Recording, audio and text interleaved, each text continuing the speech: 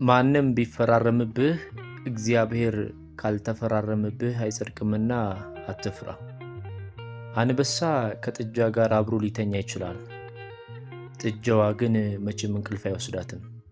የብዙዎቻችን ችግር ግባችን በጣም ሩቅ ሆኖ ከስኬት ሳንደርስ መቅረት ሳይሆን ዓላማችን በጣም ትንሽ ሆኖ ስኬታማ መሆናችን ነው።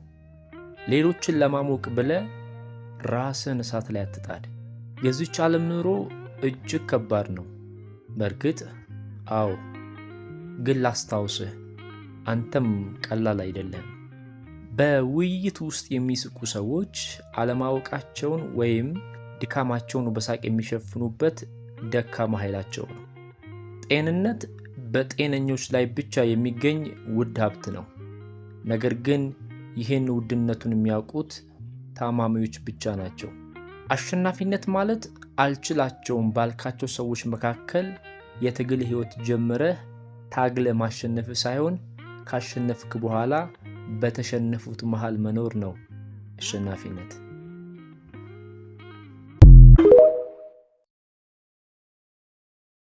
ኑ በእግዚአብሔር ደስ ይበለን፣ ለአምላክ ለመድኃኒታችን እልል እንበል። በምስጋና ወደፊቱ እንድረስ፣ በዝማሬም ለእርሱ እልል እንበል።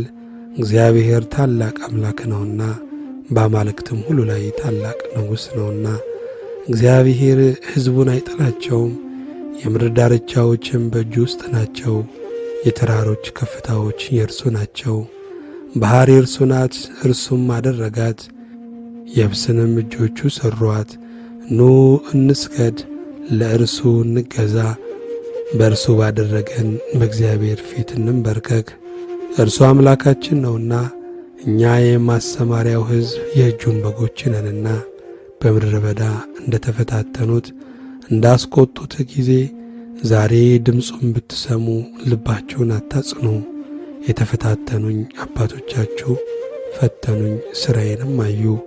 ያችን ትውልድ 40 ዓመት ተቈጥቻት ነበር። ሁል ጊዜ ልባቸው ይስታል፣ እነርሱም መንገዴን አላወቁም አልሁ። ወደ ረፍቴም